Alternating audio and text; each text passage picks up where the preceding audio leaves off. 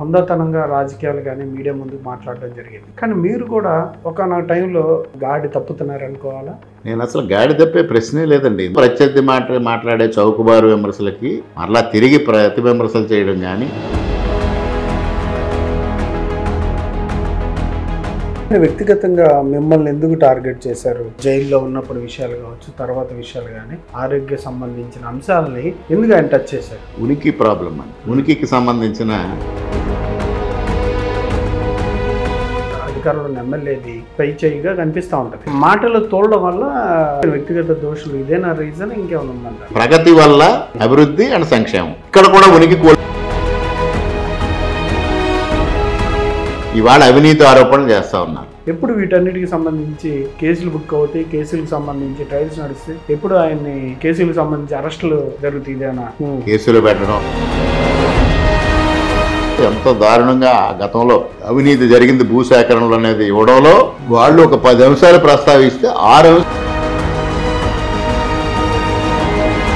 ఏ స్థాయిలో ఆ రోజు అవినీతి జరిగిందో చూడండి. మీరైతే స్వతహాగా అయితే వాటి మీద అయితే ప్రత్యేక చర్యలు తీసుకోరు. రాష్ట్ర ప్రభుత్వం కావచ్చు, ఏదైతే కర్రి అరుణ్ కుమారి సూసైడ్ నోట్ ఆ కేసుని ఎంక్వైరీ చేస్తే గాయం తీసి సర్జరీ చేసినందుకు ఈయన, తప్పుడు రిపోర్ట్ ఇచ్చినందుకు ఆయన, ఇద్దరు ఈ ఇంటర్వ్యూ ద్వారా వార్నింగ్ ఇస్తున్నారా? ఇవన్నీ చేశారని ఆయనకి తెలియదు అంటారా? వార్నింగ్ ఇవ్వాలి, నేను ఈ తప్పులు చేశాను. ఇప్పుడు జగన్మోహన్ రెడ్డి ఇక దండయాత్రలు చేస్తా ఉన్నాడు. జగన్మోహన్ రెడ్డి చేసే ప్రధానం ఇక్కడ ఈయన అమలు చేస్తా ఉన్నాడు. ఈయన ఈ మధ్య ఇంత బాహాటంగా వ్యవహరించడానికి ఆయన సీటు కింద నీళ్లు వచ్చిన పరిస్థితేనా? ఇది పక్క సమాచారం, లేకపోతే దీన్ని కూడా ఆయన ఒక చట్టంలో బిగించడానికి ఈయన జగన్మోహన్ రెడ్డి ఇంట్లో బాత్రూములు గడిగాడా, ఇంకోటి గడిగాడా? బాత్రూములు అని పదే ఇంతకు ముందు కూడా 2-3 సార్లు మాట్లాడారు. పెద్ద తాటిగా అంత అక్షరాలతో ప్రారంభకులు సత్యసూర్యనారాయణ రెడ్డి గారు మరుగుదొడ్ల పైన ఆయనకున్న ప్రేమ ఎటువంటిదో ఆ రోజు నాకు అర్థమైంది. అందుకోసం రాష్ట్ర కొన్ని ఇండస్ట్రీస్ నుంచి ముడుపులు అందక వాళ్ళని మీరు గ్రిప్లో పెట్టుకోవడానికి ఇట్లాంటి అంశాలన్నీ ముందుకు తీసుకొచ్చి చేపిస్తున్నారు అని. అమ్మో కేపీఆర్ వాళ్ళ దాటి నేను తట్టుకోలేను, నేను రాను అని సమాధానం చెప్పిన వ్యక్తి ఇవాళ నా మీద ఆరోపణలు చేయడమా? మా కుటుంబం ముడుపుల కోసం, అవినీతి కోసం ఆలోచన చేస్తే మొన్నటి ఎన్నికల్లో 55 సంవత్సరాలుగా ఈ ప్రాంతంలో రాజకీయం చేస్తా ఉన్నారు. మీ మీద వ్యతిరేకత ఎక్కువ వచ్చేసింది. నల్లమిల్లి రామకృష్ణారెడ్డి గారు వ్యతిరేకత బాగా ఎదుర్కొంటున్నారు, ప్రజల్లో వ్యతిరేకత వచ్చింది. మీ యాత్రలో అవన్నీ చూసిన దానికి భిన్నంగా ఉన్నాయి. ఒక పక్క నుంచి మీ మీద వ్యతిరేక ప్రచారం జరుగుతూ ఉంది, మీరు ఒక పక్క నుంచి జనాల్లో పూర్తి స్థాయిలో వెళ్తున్నారు. వ్యతిరేకత ఫ్యాబ్రికేటెడ్ వ్యతిరేకత, వైఎస్ఆర్సీపీ ఫ్యాబ్రికేటెడ్. నిజంగానే ఒక 1 year లోనే వచ్చేస్తుంది అంటారా? పాపం మేము గెలిచేస్తున్నాం జగన్మోహన్ రెడ్డి గారు. ప్రజల్లో వ్యతిరేకత కనిపించాలి కదా. బలభద్రపురంలో క్యాన్సర్ కేసులు ఎక్కువైపోయినాయి, 20-30 మంది వరకు చనిపోయారు. ఆ విషయంలో మీరు ఎక్కడ వెనక్కి తగ్గకుండా కాలుష్య నియంత్రణ మండలికి సంబంధించి కూడా ఆయన కంటిన్యూ చేస్తా ఉన్నారు. ఏం జరిగింది అసలు బలభద్రపురంలో? వైఎస్ఆర్సీపీ వాళ్ళు ఒక తప్పుడు ప్రచారం మొదలుపెట్టారు. దేనివల్ల అక్కడ ఈ మరణాలు ఎక్కువ వస్తా ఉన్నాయి. క్యాన్సర్ ఉందని ఆ గ్రామంలో అందరిలోనే అభిప్రాయం ఉంది. వాళ్ళు ఒక ఇన్సూరెన్స్ మనం ఇవ్వగలిగితే అద్భుతం. అది ఇటీవల కాలంలో సూర్యనారాయణ రెడ్డి గారు ఇక్కడతో ఆగిపోయాడు మేము.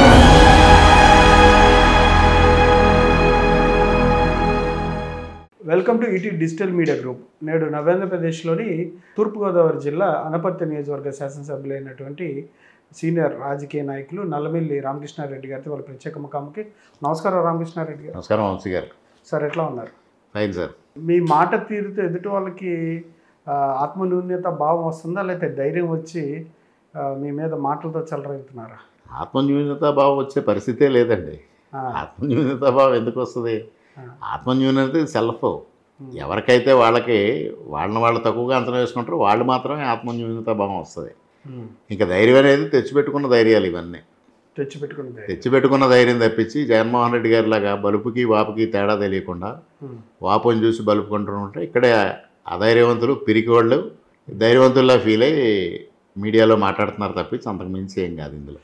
కానీ మీరు లాస్ట్ 19 నుంచి 24 మధ్యలో కూడా మీరు ప్రతిపక్షంలో ఉన్నప్పుడు కూడా ఏ రోజు కూడా హుందాతనంగా రాజకీయాలు కానీ మీడియా ముందుకు మాట్లాడడం జరిగింది.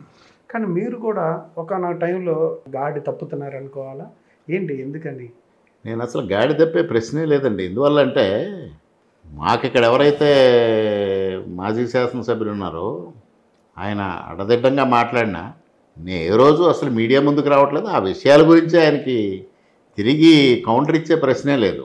నేను అభివృద్ధి, సంక్షేమం, కూటమిని సమన్వయంగా తీసుకెళ్ళడం, ఈ 3 విషయాలు ఎజెండాగా నేను మాట్లాడుతున్నాను తప్పించి ఏ రోజు ప్రత్యర్థి మాట్లాడే చౌకబారు విమర్శలకి మరలా తిరిగి ప్రతి విమర్శలు చేయడం కానీ ప్రతిస్పందన కానీ నా దగ్గర నుంచి చూడలేదు మీరు. కానీ వ్యక్తిగతంగా మిమ్మల్ని ఎందుకు టార్గెట్ చేశారు? జైల్లో ఉన్నప్పుడు విషయాలు కావచ్చు, తర్వాత విషయాలు కానీ, ఆరోగ్య సంబంధించిన అంశాలని ఎందుకు ఆయన టచ్ చేశారు? ఉనికి ప్రాబ్లం అండి. ఉనికికి సంబంధించిన ఇబ్బందితో ఆయన బాధపడుతూ ఉన్నారు. ఇవాళ ఇక్కడ బలమైన నియోజకవర్గం వైఎస్ఆర్సీపీకి, గతంలో కాంగ్రెస్ పార్టీకి బలమైన నియోజకవర్గం. మొన్నటి ఎన్నికల్లో వాడు కుట్రలు కుతంత్రాల వల్ల నా గుర్తు మారింది. గుర్తు మారినప్పటికీ కూడా 20,000 ఓట్ల మెజారిటీతోనే గెలిచా. ఇది మొట్టమొదటిసారిగా 1983 నందమూరి తారక రామారావు గారి వేవులో మా తండ్రి గారికి 23,000 మెజారిటీ వచ్చింది.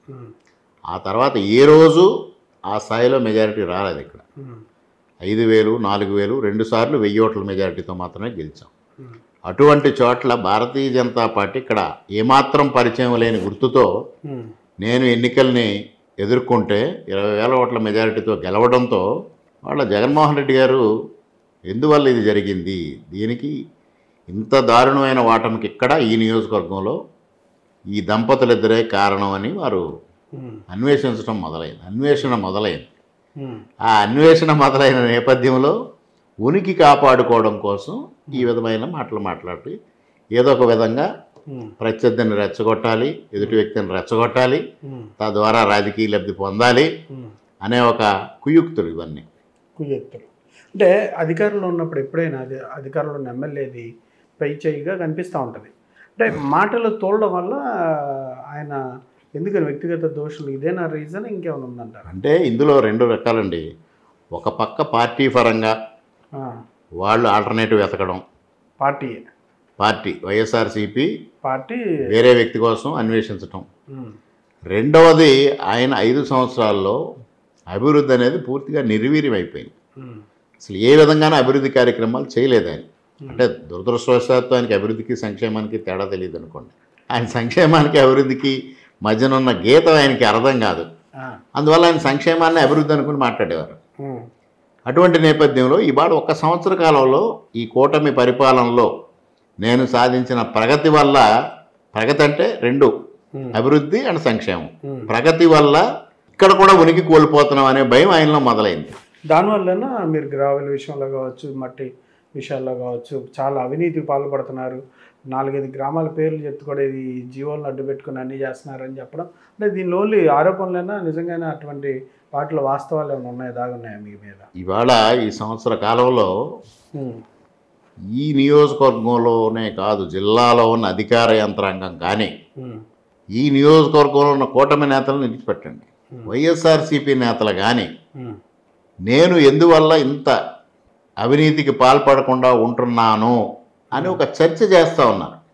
సాక్షాత్తు వైఎస్ఆర్సీపీ కార్యకర్తలు అవినీతికి దూరంగా ఉండి కూటమి కార్యకర్తలను కూడా అవినీతికి పాల్పడొద్దు అని మాట్లాడుతూ ఉన్నారు.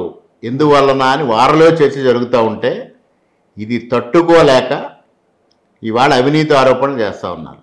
నేను బహిరంగంగా మాట్లాడుతూ ఉన్నా, ఎక్కడ అవినీతి ఆరోపణలు ఉన్నా నా దగ్గరకు బహిరంగ చర్చకు వచ్చినా సరే, లేదు వాటిని నిరూపించినా సరే దానికి మాత్రం సమాధానం ఉండదు.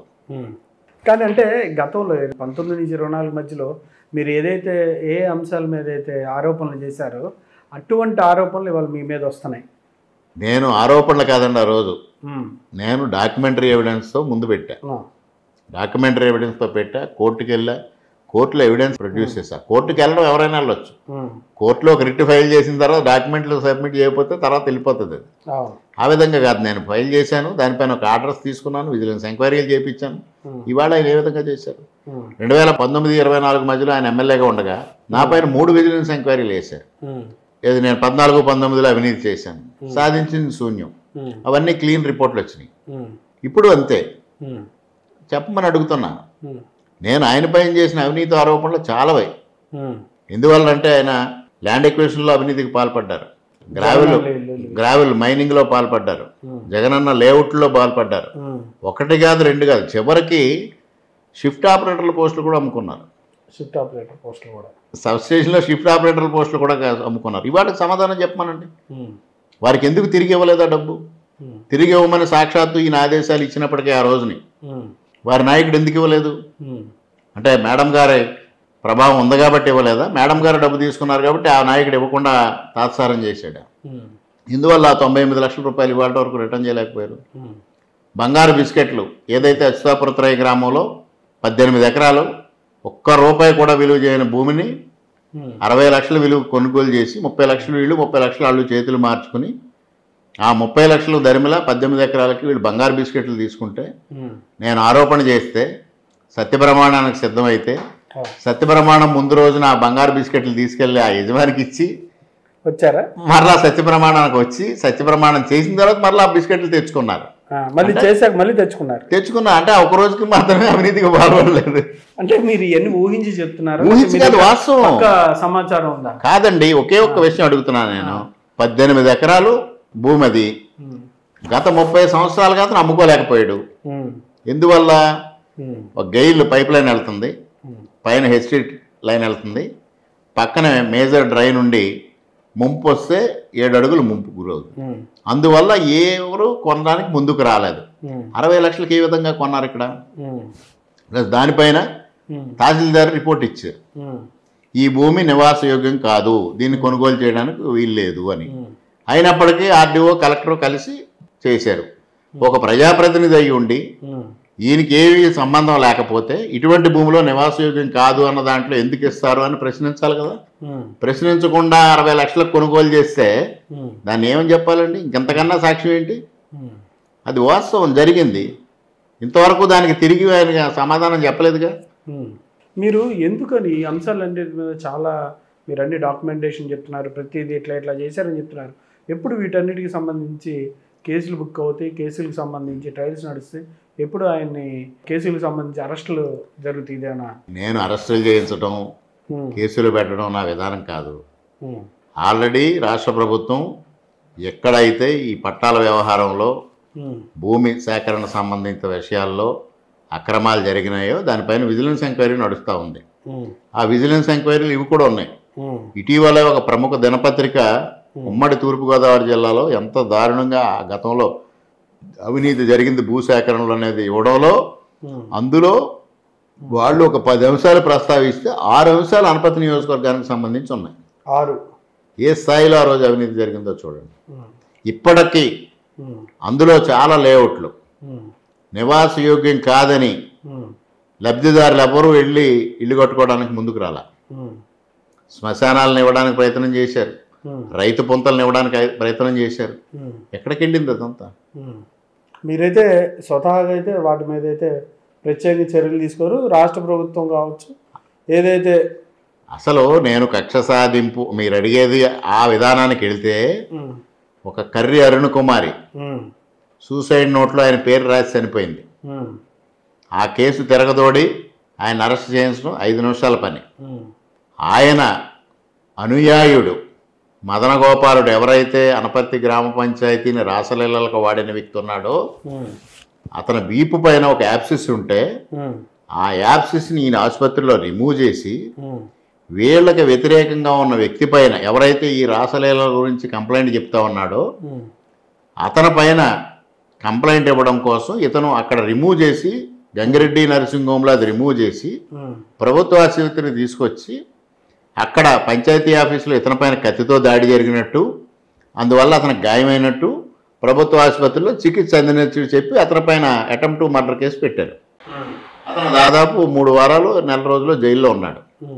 అతనికి కనీసం వాళ్ళ బంధువులు కూడా సహకరించు, ఈయనకి స్వయానా సూర్యనారాయణ రెడ్డి గారికి బంధువు ఆయన, బంధువులు కూడా సహకరించిన పరిస్థితిలో వారి కుటుంబ సభ్యులు నా దగ్గరికి వస్తే లీగల్ సపోర్ట్ ఇచ్చి ఆయన బయటికి తీసుకొచ్చాం. ఇవాళ ఆ కేసుని రీ ఎంక్వైరీ చేస్తే సిఐడి చేత గాయం తీసి ఆ యాప్సిస్ రిమూవ్ చేసి సర్జరీ చేసినందుకు ఈయన, తప్పుడు రిపోర్ట్ ఇచ్చినందుకు ఆయన, ఇద్దరు జైలు పాలవుతారు. మీరు ఈ ఇంటర్వ్యూ ద్వారా వార్నింగ్ ఇస్తున్నారా ఇవన్నీ చేశారని? మీరు అడిగారు కాబట్టి చెప్తున్నాను. వార్నింగ్ ఇచ్చేలా ఉంటే ప్రెస్ మీట్ పెట్టి ఇచ్చేవాడిని. ఆయనకి తెలియదు అంటారా వార్నింగ్ ఇవ్వాలి, నేను ఈ తప్పులు చేశాను, ఈ గతం వెంటాడుతా ఉంది కాబట్టే. ఇప్పుడు జగన్మోహన్ రెడ్డి మీకు దండయాత్రలు చేస్తా ఉన్నాడు. దండయాత్రలు ఎందుకు చేస్తా ఉన్నాడండి? ఇప్పుడు జగన్మోహన్ రెడ్డి చేసే ప్రధానమే ఇక్కడ ఈయన అమలు చేస్తా ఉన్నాడు. అంటే బేసిక్గా ఈయన ఈ మధ్య ఇంత బాహాటంగా వ్యవహరించడానికి ఆయన సీటు కింద సంబంధించి నీళ్ళు వచ్చిన పరిస్థితేనా? అంటే ఇది పక్క సమాచారం, లేకపోతే దీన్ని కూడా ఆయన ఒక చట్టంలో బిగించడానికి పక్కా సమాచారం, పక్కా సమాచారం. ఆ విషయం నేను మాట్లాడితే ఈయన ఏమైనా జగన్మోహన్ రెడ్డి ఇంట్లో బాత్రూమ్లు గడిగాడా ఇంకోటి గడిగాడా అని ఆయన అసభ్యంగా మాట్లాడాడు. ఆ తర్వాత నాకు అనిపించింది ఈయన బాత్రూములు అని పదే ఇంతకుముందు కూడా 2-3 సార్లు మాట్లాడారు బాత్రూములు అని. ఈ బాత్రూమ్స్ గురించి నేను ఎందుకు మాట్లాడతాడా అని మొన్న ఈ మధ్యకాలంలో అన్నా క్యాంటీన్ను శంకుస్థాపన కోసం నేను అనపత్తి గ్రామ పంచాయతీలో స్థలానికి వెళ్ళా. ఆ పక్కనే ఐటీసీ వాళ్ళు సౌజన్యంతో మరుగుదొడ్ల నిర్మాణం జరిగింది. మరుగుదొడ్ల నిర్మాణం అనేది సాధారణంగా జరుగుతుంది, దాన్ని ఎవరో ప్రారంభోత్సవాలు చేయరు నాయకులు ఎవరైనా. సాధారణంగా అది లేఖిగా ఉంటుందనే ఉద్దేశంతో దాన్ని ప్రారంభోత్సవాలు చేయలే. ప్రారంభోత్సవం శిలాఫలం వేసుకున్నారు, ప్రారంభోత్సవం చేశారు. ఆ పైన పెద్ద తాటికాయ అంత అక్షరాలతో ప్రారంభకులు సత్యసూర్యనారాయణ రెడ్డి గారిని పెట్టుకున్నారు.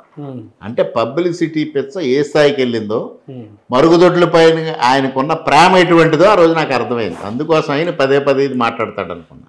అంటే ఇవన్నీ పైకి కనిపించే ఆరోపణలు, ప్రత్యారోపణలు ఇవన్నీ జరుగుతూ ఉంటాయి.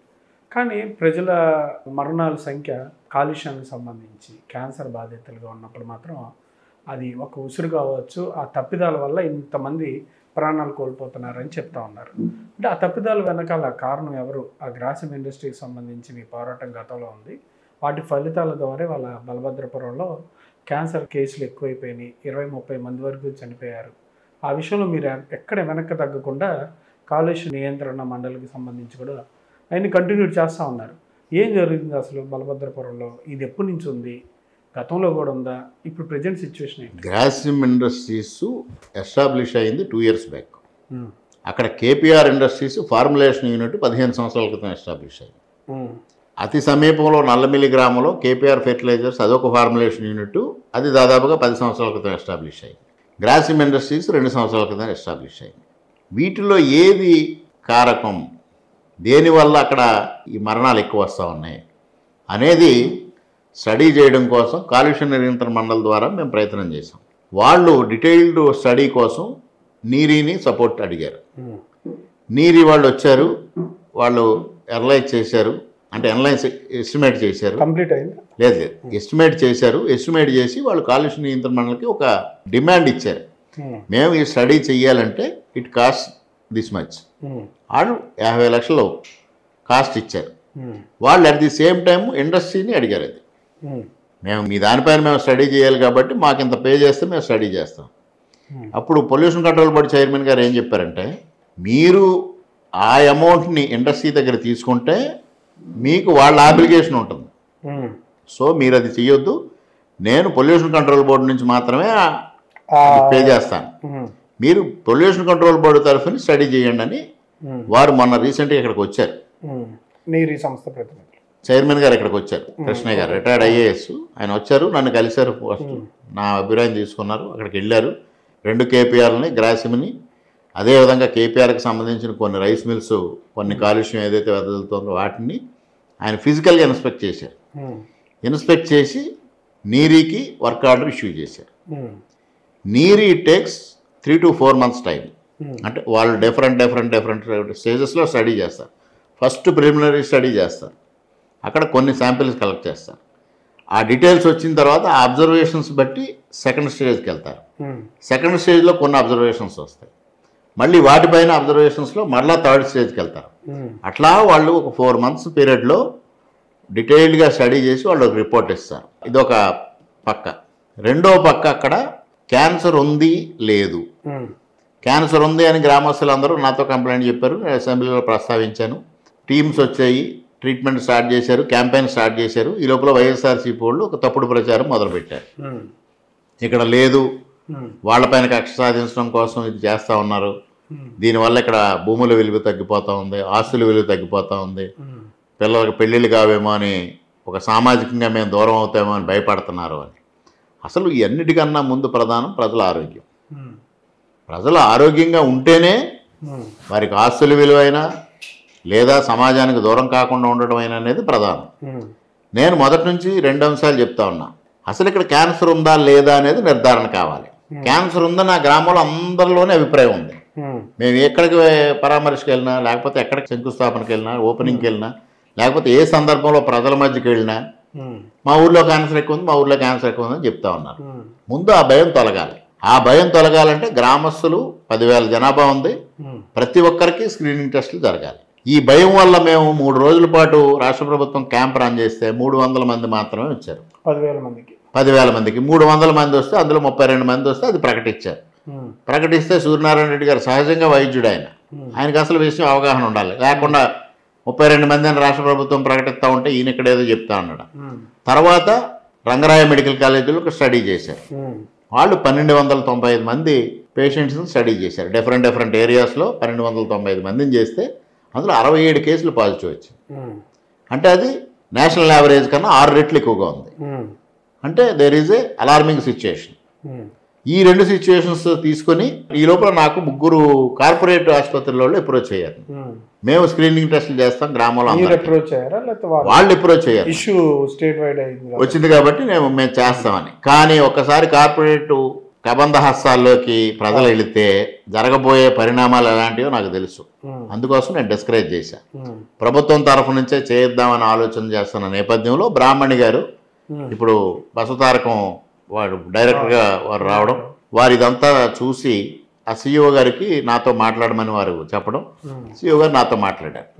నాతో మాట్లాడి బ్రాహ్మణి గారి ఇన్స్ట్రక్షన్స్ ప్రకారంగా మేము బలభద్రపురానికి ఏమి సపోర్ట్ చేయగలం మా సైడ్ నుంచి, ఏది చేసినా టోటల్గా ఉచితంగా చేస్తాం. స్క్రీనింగ్ టెస్టులు కానివ్వండి, అక్కడ ఐడెంటిఫై ఉన్న కేసులకి ట్రీట్మెంట్ అవనివ్వండి, ఫాలో అప్ కూడా మేము ఉచితంగా చేస్తాం. ప్రజల ఆరోగ్యం ముఖ్యం, ఒక కేస్ స్టడీ కింద తీసుకున్న దాన్ని మా టీం అంతా వస్తాం అన్నారు. దాని ప్రకారంగానే మొన్నకి 2 టీం మెంబర్స్ వచ్చారు. వాళ్ళు ఒక డీటెయిల్గా మెడికల్ అండ్ హెల్త్ వాళ్ళతో కలిసి కూర్చుని, గ్రామస్తులతో కూర్చుని, నాతో కూర్చుని ఒక చిన్న రిపోర్ట్ తయారు చేశారు. నేను రేపు హైదరాబాద్ వెళ్ళబోతున్నా ఉన్నా. నేను సిఇఓ గారితో నేను సమావేశం కాబోతా ఉన్నాను. ఒక స్టడీ చేసి అక్కడ ఏ విధంగా సపోర్ట్ చేయాలి, ఫస్ట్ ఆఫ్ ఆల్ ప్రజల్లో ఆందోళన లేకుండా, భయం లేకుండా ఒక మంచి వాతావరణంలో వాళ్ళకి మీరు టెస్ట్ చేయించుకోండి. మీకు లేదని, అసలు క్యాన్సర్ లేదు ఈ గ్రామంలో అంటే అంతకన్నా కావాల్సింది ఏముంటుందండి ఎవరికైనా? వాళ్ళు ఒక ఇన్సూరెన్స్ మనం ఇవ్వగలిగితే అద్భుతం. అది వాళ్ళకి ఎక్కడితో భూముల రేట్లు పెరుగుతాయి, సమాజంలో కలుస్తారు. ఒకవేళ ఇన్ కేసు ఉంది, మాకు మొన్న మెడికల్ అండ్ హెల్త్ చేసినప్పుడు ఒక విషయం అధికారులు చెప్పారు, వైద్య ఆరోగ్య శాఖ అధికారులు, ఏదైనా ఒక పొల్యూషన్ ఒక దాని వల్ల వస్తూ ఉంటే అన్ని కామన్ వెరైటీ ఆఫ్ క్యాన్సర్స్ రావాలి, కానీ ఇక్కడ డిఫరెంట్ వెరైటీస్ ఉన్నాయి కదా, అందువల్ల కామన్ కాజ్ కాదు అనేది వాళ్ళ ఆర్గ్యుమెంట్. నేను మొన్న బసవతారకం వాళ్ళతో ఆర్గ్యూ చేసినప్పుడు నేను ఈ పాయింట్ రేజ్ చేస్తే వాళ్ళు చెప్పారు అది కరెక్ట్ కాదు. ఏదైనా ఎఫ్లెంట్ వల్ల, పాయిజనస్ దీనివల్ల వస్తే ఆ వ్యక్తికి బాడీలో ఎక్కడైతే వీక్గా ఉందో, రెసిస్టెన్స్ వీక్గా ఉందో ఆ పార్ట్ మీద చూపిస్తుంది. అందువల్ల అందరికీ అదే కాజ్ వల్ల కామన్ వెరైటీ రావాలని లేదు అన్నారు. వాళ్ళు అడ్వాన్స్డ్. అంటే ఆల్మోస్ట్ ఇండియాలో బాంబే తర్వాత, టాటా మెమోరియల్ తర్వాత బసవతారకం బెస్ట్. అంటే వాళ్ళ దాని ప్రకారంగా కొంతమందికి అది వారల్గా రావచ్చు, కొంతమందికి నోస్లో రావచ్చు, కొంతమందికి అబ్డమిన్ రావచ్చు, సర్వైకల్ రావచ్చు. ఎక్కడ వీక్ పోయే పార్షన్ ఉంటే అక్కడికి వెళ్ళి అది రిఫ్లెక్ట్ అవుతుంది. సో అది వ్యాలిడ్ ఆర్గ్యుమెంట్ కాదు అన్నారు. ఏది ఏమైనా మేము ఇప్పుడు ఆలోచన చేసేది కాలుష్య కారకం, దీని మూల కారణం శోధించి దాన్ని నిరోధించి ప్రజల ఆరోగ్యాన్ని కాపాడడం ఒక యాంగిల్. ఉన్నది ఎంతమందికి అనారోగ్యం ఉంది వారిని ఏ విధంగా సేవ చేయాలనేది ఒక యాంగిల్. మూడోది అసలు అక్కడ ఊర్లో గ్రామంలో ప్రజలు ఆందోళన చెందుతున్న స్థాయిలో అక్కడ క్యాన్సర్ లేదు అని నిర్ధారించగలగడం ఒక ఎత్తు. ఈ 3 విషయాలపైన మేము ఇప్పుడు శ్రద్ధ తీసుకుని ముందుకెళ్తా ఉన్నాం. ఇటీవల కాలంలో సూర్యనారాయణ రెడ్డి గారు ఇక్కడితో ఆగిపోయాడు నేను ఆగల, అది నిరంతర ప్రక్రియ, అలా జరుగుతూనే ఉంది. కానీ ఈ కొన్ని ఇండస్ట్రీస్ నుంచి ముడుపులు అందక వాళ్ళని మీరు గ్రిప్లో పెట్టుకోవడానికి ఇట్లాంటి అంశాలన్నీ ముందుకు తీసుకొచ్చి చేపిస్తున్నారు అని అంటున్నారు. దీనికి నేను ప్రతిపక్షంలో ఉండగా గతంలో 2014 ముందు ఉండగా కేపీఆర్కి వ్యతిరేకంగా పోరాడా. నేను 14-19 శాసనసభ్యుడిగా ఉండగా ఒక్క ఇటుక రాయి అక్కడ పేర్చనివ్వాల, ఒక్క ఇంచు వాళ్ళ కన్స్ట్రక్షన్ ముందుకు వెళ్ళనివ్వాల. ఆ రోజు ప్రతిపక్షంలో ఈయన ప్రతిపక్షంలో ఉన్నాడు సూర్యనారాయణ రెడ్డి గారు. ఆ రోజు కేపీఆర్ వాళ్ళది అక్కడ సమావేశం జరుగుతుంది ప్రజలతో, మీరు రండి అని వాళ్ళు ఫోన్ చేస్తే అమ్మో కేపీఆర్ వాళ్ళ దాటి నేను తట్టుకోలేను, నేను రాను అని సమాధానం చెప్పిన వ్యక్తి ఇవాళ నా మీద ఆరోపణలు చేయడమా? 2014-19 మధ్యన ఒక్క ఇంచు కూడా దాని కన్స్ట్రక్షన్ ముందుకు వెళ్ళిన వాళ్ళ నేను. 2019 వచ్చింది, ఆయన గెలిచాడు, కేపీఆర్ వాళ్ళు గ్రాసిమ్కి అమ్మేశారు. అమ్మేసిన తర్వాత శరవేగంగా నిర్మాణం పూర్తయింది. అప్పుడు జగన్మోహన్ రెడ్డి గారు ఏం చెప్పారు, మీరు తీర ప్రాంతానికి సముద్ర తీర ప్రాంతానికి తరలించండి, జనావాసాల మధ్యన ఉండకూడదు అన్నారు. ఆయన వచ్చి నేరుగా ఓపెన్ చేశాడు. స్థానికులకు ఉద్యోగాలు ఇస్తారన్నారు, అక్కడ ఎవరు స్థానికులు లేరు. ఇంత జరిగినా నోరెప్పలేదు ఈయన ఎప్పుడు. ఇవాళ 2019-24 మధ్య నేను పోరాటం చేశాను గ్రాసిమ్కి వ్యతిరేకంగా. గ్రాసిమ్లో వచ్చే ఎఫ్లూయెంట్స్ ఏమున్నాయి, వాళ్ళ ప్రోడక్ట్స్ ఏమున్నాయి, దానివల్ల వచ్చే ఎఫ్లూయెంట్స్ ఏమున్నాయి, దానివల్ల వచ్చే పరిణామాలు ఏంటని నేను ఓపెన్గా డిబేట్ చేశాను. ఓపెన్గా వాళ్ళు ఏదైతే పబ్లిక్ హీరింగ్ పెట్టారో పబ్లిక్ హీరింగ్లో నేను చెప్తే ఈయన అప్పుడు ఎమ్మెల్యేగా మైక్ ముందుకు వచ్చి రామకృష్ణారెడ్డి చెప్తా ఉన్నాడు, అవన్నీ ఎందుకు, నేను సింపుల్ క్వశ్చన్ వేస్తాను, చిమ్నీలోంచి పొగ వస్తుందా, చిమ్నీలోంచి పొగ పోతే పొల్యూషన్ ఎక్కడి నుంచి అడిగి ఒక వైద్య పోస్ట్ గ్రాడ్యుయేట్ ఆయన పీజీ ఆయన అటువంటి ప్రశ్న వేసాడు. నేను ఇవాళ మరి నేను ముడుపులు అందితే నాకు చైర్మన్ గారు ఎక్కడ ఎందుకు వస్తారు, చైర్మన్ గారు ఎందుకు వెళ్ళి ఫిజిక్స్గా విజిట్ చేస్తారు, ఒక పక్కన బస్సు తారకాన్ని ఎందుకు ఇన్వాల్వ్ చేస్తాను, అర్థం ఉండాలి మాట్లాడేదానికి. నేను మీకు ముడుపులు అందలేదు అయితే అసలు నేను వాళ్ళకి ఇవాళ వరకు నాతో వాళ్ళు మాట్లాడింది లేదు. వాళ్ళు మాట్లాడడానికి ప్రయత్నం చేసి నేను దరిచారనే ఉన్న పరిస్థితి. వచ్చారు, బొకేలు ఇచ్చారు. ఒకరోజు అనుకోకుండా నాకు ఫ్లైట్లో నా పక్క సీట్లో వాళ్ళ ఎంప్లాయ్ ఉన్నాడు, ఆయనకి ఆయన పరిచయం చేసుకున్నాడు. నేను ఇలా గ్రాసిమ్ అని మిమ్మల్ని కలవాలి అన్నా, నేను మీకు టైం ఇస్తాను తిరిగానన్నా, అదే జరుగుతూ ఉంది. మరి ఈయన వాళ్ళ దగ్గర కొడుక్కి యూరాలజీ సెంటర్ కట్టించుకున్నారు, గ్రాసిమ్ యూరాలజీ సెంటర్. మరి దాన్ని ఏమంటారు?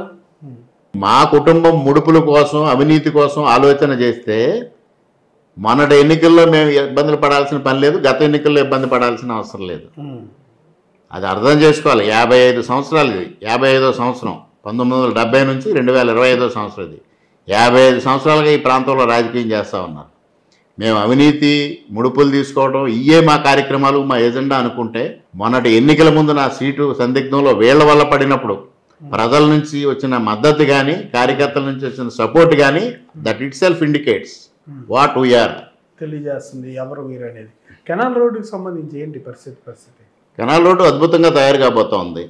పీపీపీ మోడల్లో అది ఆల్రెడీ రాష్ట్ర ప్రభుత్వం గ్రీన్ సిగ్నల్ ఇచ్చింది, సర్వే జరుగుతూ ఉంది. సర్వే కోసం కూడా గవర్నమెంట్ జియో ఇష్యూ చేసింది, డబ్బులు రిలీజ్ చేసింది, నిధులు రిలీజ్ చేసింది, సర్వే జరుగుతుంది. వన్స్ సర్వే పూర్తయిన తర్వాత డిపిఆర్ తయారు చేయడం, గవర్నమెంట్ ఆఫ్ ఇండియా పర్మిషన్ తీసుకోవడం, దాదాపు 900 కోట్ల నుంచి 1000 కోట్ల ఖర్చుతో 4 లేన్లుగా అభివృద్ధి చెందబోతా ఉంది. In the mean while patch work complete చేశాం. మరలా ఇప్పుడు రైనీ సీజన్ వచ్చింది, మరలా ప్యాచ్లు పడతాయి. అందుకోసమే ఇప్పుడు దానిపైన అదనంగా 4.5 కోట్లు అనపర్తి నుంచి బెక్కువల వరకు ఒక లేయర్ వేయడానికి నిధులు రెడీగా ఉన్నాయి. టెండర్ కూడా అయిపోయింది. ఇంకొక 2.5 కోట్లు మరలా శాంక్షన్ చేస్తున్నాం. ఇది 12 కిలోమీటర్ల స్ట్రెచ్ అనపర్తి టు బెక్కువలు, 8 కిలోమీటర్ల స్ట్రెచ్ 4.5 కోట్లతో కంప్లీట్ అవుతుంది. ఆ మిగిలిన 4 కిలోమీటర్ల కోసం ఇంకొక అదనంగా ఇంకొక 2.5 కోట్లు రెడీ చేస్తా ఉన్నా. 4-5 రోజుల్లో దానికి కూడా వస్తుంది. ఒక లేయర్ వేస్తాం. అంతవరకు ఏదైతే పీపీపీ మోడల్లో రోడ్డు రెడీ అయ్యే వరకు ట్రాఫిక్ ఇబ్బంది లేకుండా, ప్రయాణికులకు ఇబ్బంది లేకుండా స్మూత్ రైడింగ్ సర్ఫేస్ ఇస్తారు. అంటే తెలుగుదేశం ఎమ్మెల్యేల మీద వ్యతిరేకత వచ్చింది, మంత్రుల మీద వ్యతిరేకత వచ్చింది వింటూ ఉంటాం. కానీ బీజేపీ నాయకుల మీద వ్యతిరేకత అంతగా ఎక్కువ, ఇప్పుడు అంటే లైమ్ లైట్లు ఎక్కువ ఉంటారు అని అంటూ ఉంటారు, వ్యతిరేకత కూడా తక్కువ కనిపిస్తూ ఉంటుంది, చూపిస్తూ ఉంటారు. కానీ మీ మీద వ్యతిరేకత ఎక్కువ వచ్చేసింది, నల్లమిల్లి రామకృష్ణారెడ్డి గారు వ్యతిరేకత బాగా ఎదుర్కొంటున్నారు, ప్రజల్లో వ్యతిరేకత వచ్చిందన్న. కానీ మీ యాత్రలు అవన్నీ చూసిన దానికి భిన్నంగా ఉన్నాయి. ఏంటి, ఓ పక్క నుంచి మీ మీద వ్యతిరేక ప్రచారం జరుగుతూ ఉంది, మీరు ఓ పక్క నుంచి జనాల్లోకి పూర్తి స్థాయిలో వెళ్తున్నారు, ఏంటి ఎట్లా ఉంది? వ్యతిరేకత ఫ్యాబ్రికేటెడ్ వ్యతిరేకత, వైఎస్ఆర్సీపీ ఫ్యాబ్రికేటెడ్. వాళ్ళు ఏదో ఒక విధంగా నిజంగానే ఒక 1 yearలోనే వచ్చేస్తుంది అంటారా? అసలు 1 year అనేది వెరీ షార్ట్ టైం అండి. వ్యతిరేకత వచ్చిందా లేదా అనడానికి. ఇప్పుడు సుపరిపాలన తొలడుగుతో ముందుకెళ్తా ఉన్నాం. ప్రజల్లో వ్యతిరేకత కనిపించాలి కదా. తల్లికి వందనం పేరుతోనో లేకపోతే పెన్షన్ సక్రమంగా అందుతుందనో రోడ్లు బాగుపడినాయనో సాగునీటి కాలువలు బాగుపడినాయనో ప్రజలు ఆనందం వ్యక్తం చేస్తూ ఉన్నారు. మేము 100 మందిని కలిస్తే ఒకళ్ళు ఇద్దరు ఏదో చిన్న చిన్న విషయాలు చెప్పడం సహజం. అంతకు మించి వ్యతిరేకత ఎక్కడ కనిపించట్లా. ఇవాళ ముఖ్యమంత్రి గారు కానీ లోకేష్ గారు కానీ ఈ ప్రజల్లోకి వెళ్ళాలనే ఒక ఆలోచన తీసుకోవడం ఒక విధంగా మంచిదైంది. ఎందువల్ల అంటే మొన్నటి వరకు ఈ వైఎస్ఆర్సీపీ కార్యకర్తలు ఇంక వ్యతిరేకత వచ్చేసింది, ఎన్నికలు జరగడమే పాపం మేము గెలిచేస్తున్నాం జగన్మోహన్ రెడ్డి గారు ఒక తప్పుడు ప్రచారం చేస్తూ ఉన్నారు. ఈ తప్పుడు ప్రచారం నేపథ్యంలో అందరూ ప్రజలు ఒక విధంగా వ్యతిరేకత వచ్చిందా అనే ఒక భావనకి వెళ్ళారు. కూటమి నాయకులందరూ ఆ విధంగా భావించే పరిస్థితి వచ్చారు. మరోపక్క అధికారులు కూడా ఆలోచనకు వచ్చారు. ఎప్పుడైతే ఈ సుపరిపాలన తొలడుగు కార్యక్రమం మొదలైందో అప్పుడు తేటతెల్లం అవుతా ఉంది. ప్రజలకి ప్రభుత్వం పట్ల వ్యతిరేకత లేదు, ప్రభుత్వం పట్ల సానుకూల వైఖరి ఉందనేది సుస్పష్టంగా అర్థమవుతా ఉంది. అలాగే ఇక్కడ కూడా గత 5 సంవత్సరాలుగా ఆయన అవివేకం అనండి, చేతగాంతనం ఇవ్వండి, 5 సంవత్సరాలు ఎక్కడ అభివృద్ధి అనేది లేదు. ఇవాళ అభివృద్ధిని చూసి వాళ్ళకి దక్కుతున్న గౌరవం చూసి స్థానిక ప్రజాప్రతినిధులు సర్పంచ్లు కానీ ఎంపీటీసీలు కానీ వాళ్ళకి దక్కుతున్న గౌరవాన్ని చూసి వాళ్ళే ఒకంత ఆశ్చర్యానికి గురవుతూ ఉన్నారు. మా నాయకుడు ఉండంగా, మా ఎమ్మెల్యే ఉండంగా ఆయన భార్య కొబ్బరికాయలు కొట్టడం తప్పించి మాకు ఎప్పుడూ ఈ విధమైన గౌరవం దక్కలేదు. ఇవాళ మీరు చక్కగా మమ్మల్ని గౌరవిస్తూ ఉన్నారు, ప్రోటోకాల్ ప్రకారంగా మమ్మల్ని గౌరవిస్తూ ఉన్నారు వాళ్ళు చెప్తా ఉంటే ఇవన్నిటినీ తట్టుకోవడం కోసం వ్యతిరేకత మొదలైంది అని మాట్లాడుతూ ఉన్నారు. ఫ్యాబ్రికేటెడ్ 100% ఏం లేదు అసలు దాంట్లో.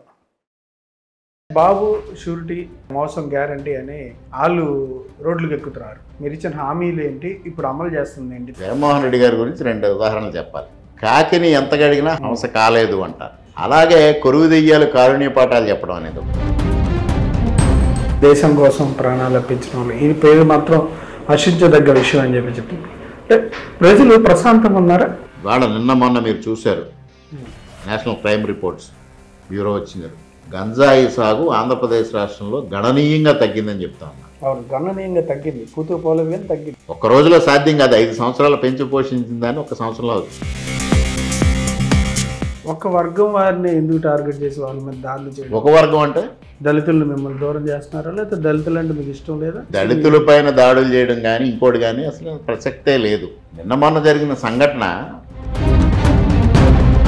జగన్మోహన్ రెడ్డి గారు అరెస్ట్ కావచ్చు, మీరు చెప్పినట్టుగా ఈ అంశాలు అంటే కట్టడి చేయలేకపోతున్నా మీ కూటమి. మీకు ఒకే ఒక విషయం చెప్తా ఉన్నా, జగన్మోహన్ రెడ్డి గారిని చూస్తూ ఉంటే రాజకీయానికి అర్థం అరాచకం అని అర్థం అవుతాం. సోషల్ మీడియాలో వ్యాఖ్యలు చేసిన వాళ్ళు కేసులు పెడుతున్నారు. అంటే జగన్మోహన్ రెడ్డి గారిని కట్టడి చేయలేకపోతున్నారు. ఆయన వాళ్ళ అధికారులు ఉన్నట్టుగా ఆ కార్యకర్తలు వాళ్ళు ఫీల్ అవుతున్నారు. ఎప్పుడు ప్రజల హింసను కోరుకోరు, ప్రజల ప్రతీకారాన్ని కోరుకోరు, కార్యకర్తలు కోరుకుంటారు. కార్యకర్తలు ప్రతీకారం అనుకుంటారు. ఇవాళ అమరావతి రాజధాని నిర్మాణానికి నిధుల విషయాన్ని సమీకరించడానికి వివిధ వేలల్లో మెయిల్స్ రూపంలో కంపెనీలు పెడతా ఉన్నారని చెప్తా ఉన్నారు. ఇన్వెస్టరు ఒక వ్యాపారంలో పెట్టుబడి పెట్టాలనుకుంటారు, ఒకే అంశం మీద ఆధారపడతారు. వివిధ మార్గాల ద్వారా ఆ లాభసాట కాదా, ఆ వ్యాపారం ఎట్లా సాగుద్ది, ఆ వ్యాపారం పరిస్థితులు ఏంటి, వివిధ మద్యానికి సంబంధించి ముడుపుల కేసులకు సంబంధించిన విషయంలో ఇంకేమన్నా లోతులకు వెళ్ళే పరిస్థితి ఏమైనా ఉందంటారు? అసలు దాన్ని చూసి చాలామంది ఆశ్చర్యపోయే పరిస్థితి. దారుణంగా ఎలాంటి అవినీతికి ఇట్లాగా చెయ్యొచ్చా? P4 విధానం మీ కాన్స్టిట్యున్సీలో ఇంప్లిమెంట్ చేశారా? P4 విధానం ఎంతవరకు ఉపయోగం కలుగుతుందండి? మేము ఆల్రెడీ ఒక విజన్ 2047 సమావేశం ఏర్పాటు చేసుకోవడం జరిగింది. ఇప్పుడు ఎవరైతే కొంతమందిని ఐడెంటిఫై చేసుకోవాల్సిన okay sir, thank you sir, thank you very much. Thank you Vamshi గారు.